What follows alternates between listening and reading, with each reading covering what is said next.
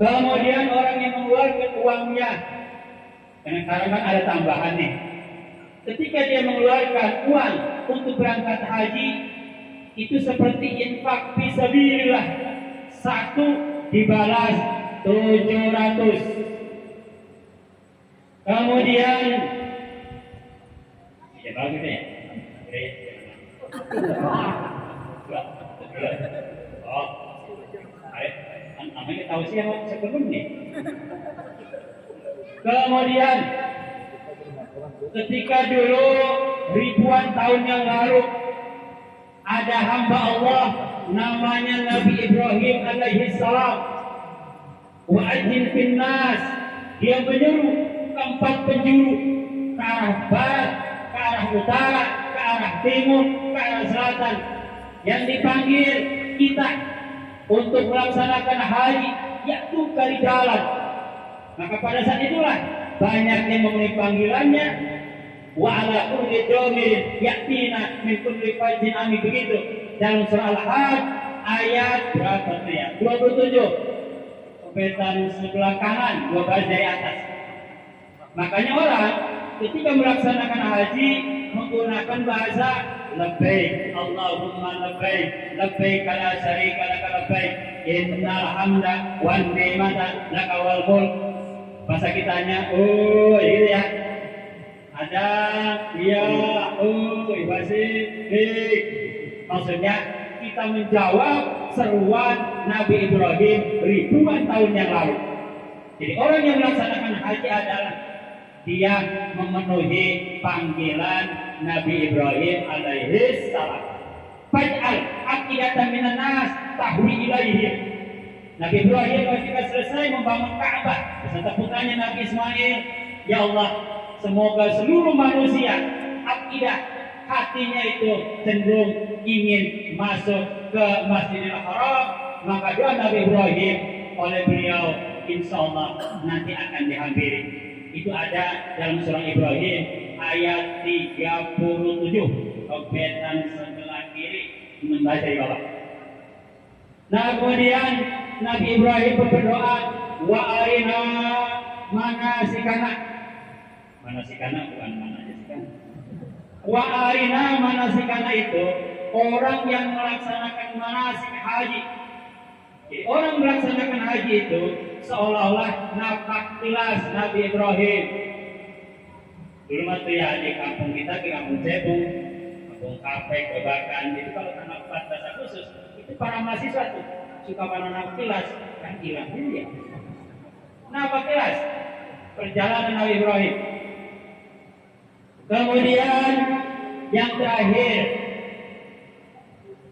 hajjun mabrur, hajjatun mabrur, haji yang mabrur, hajjah yang mabrur, laisa lahu jazaa, tidak ada balasannya illa jannah, kecuali balasannya surga. Ini harus berapa? Ada 4 ketika orang melaksanakan ibadah haji yang harus dipenuhi. Pertama, syariat. Jadi haji ini bagian daripada syariat. Kalau ada orang uang banyak, kemampuan ada, tidak mau daftar haji, tidak mau berangkat haji, berarti orang itu bertentangan dengan syariat. Yang kedua, thariqah. Thariqah itu adalah ilmu. Orang yang melaksanakan ibadah haji harus tahu bagaimana cara tawaf, bagaimana cara sa'i dan lain sebagainya. Dan itu diajarkan sebelum berangkat, namanya manasik. Bagaimana nih tata cara tawaf, diajarkan tuh oleh pembina, oleh yang membimbing. Tujuannya ketika nanti berangkat sampai di sana tidak asing lagi. Itu namanya manasik, bagian daripada thariqah, ilmunya. Kemudian yang ketiga, hakikat. Hakikat itu adalah nilai dibalik makna ibadah haji. Begitu banyaknya. Misalnya orang yang berangkat haji pakaiannya bukan seperti kita. Udah pada tahu semua, pakaian ihram warnanya putih tanpa jahitan. Ini melambangkan bahwa yang namanya pakaian itu simbol status seseorang. Kita bisa mengenal, oh ini TNI, Oh ini polisi, oh pangkatnya apa, AKBP, apa Kombes, apa Jenderal, kelihatan dari pakaian. Oh ini orang Pemda nih, oh ini orang kecamatan nih, oh orang kabupaten nih, ini bupati nih, ini dokter, ini anak sekolah, kelihatan dari pakaian. Tapi ketika dia melaksanakan ibadah haji, semua pakaian itu tidak berlaku. Jabatan tidak ada gunanya, harta yang banyak tidak ada gunanya, kepintaran tidak ada gunanya. Semuanya sama di hadapan Allah. Begitu. Makanya orang yang ketika pakai pakaian ihram tanamkan dalam jiwanya, pulang dari haji dia semakin sadar bahwa suatu saat dia akan menghadap kepada Allah. Itu namanya haji yang mabrur. Kemudian ketika dia tawaf, dia sadar tawaf itu adalah simbol bahwa kita bergerak itu harus karena Allah. Makan, minum, ngopi, kopi, duduk, berdiri, berlari, mencuci, kalau ibu-ibu itu ngepel, masak segala macam, tidur, bahkan maaf sampai berhubungan suami istri pun niatkan karena Allah. Itu bagian daripada tawaf. Ada satu ilustrasi begini. Misalnya ada orang umurnya 60 tahun meninggal. Kalau kita hitung, laki-laki itu kan baliknya 15 tahun. Berarti 60 dikurangi 15, 45 yang tersisa. Kalau dia sehari tidur 8 jam, tidur ngopi-ngobrol apa itu yang 8 jam ada tuh. Berarti satu hari kan 24 jam. Per 3 hari satu hari dipakai untuk tidur. Per 3 tahun setahun dipakai untuk tidur. Per 60 tahun 20 tahun dipakai tidur. Berarti 45 kurangi 20, 25. Udah bapak-bapak udah hitung, saya hitung udah ya. Kemudian kerja itu idealnya sehari 8 jam nih. Ya. Berarti kalau 24 pakai 8 kan 3. Per 3 hari 1 hari. Per 3 tahun 1 tahun. Berarti 20 tahun. 25 kurangi 20, 5 tahun Pak sisa hidup kita. Kemudian makan, ngopi, minum, merokok segala macam. Ya sehari ada sejam itu ya. Makan, minum, merokok, ngopi, adalah. Berarti hampir 3 tahun.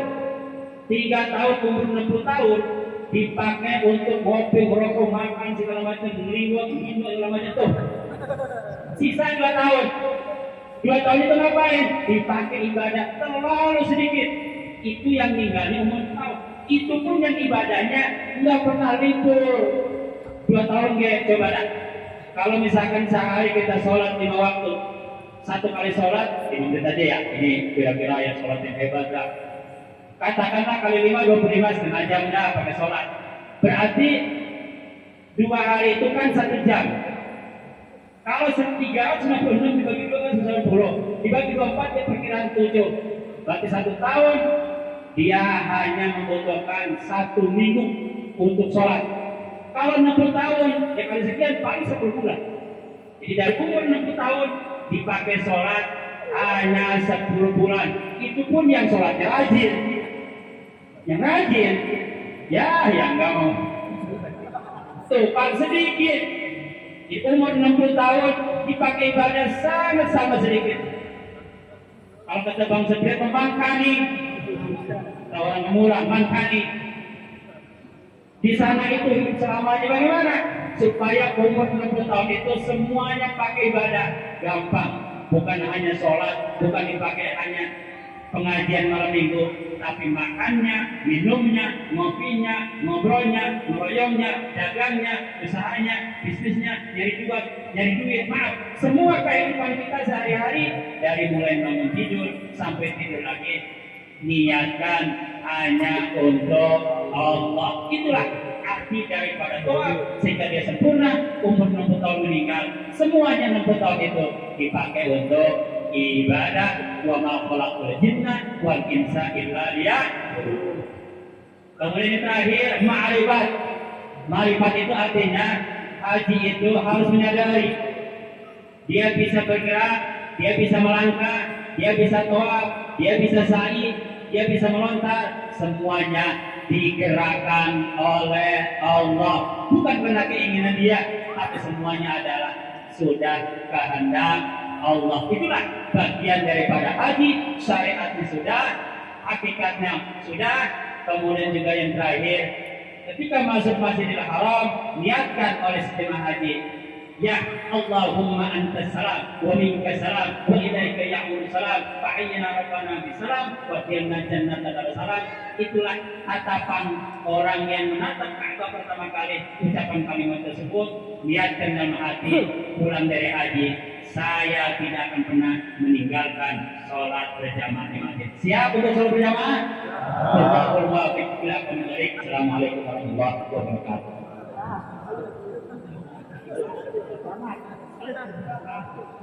Terima kasih Pak Kiai yang menyampaikan tausiah singkat padat.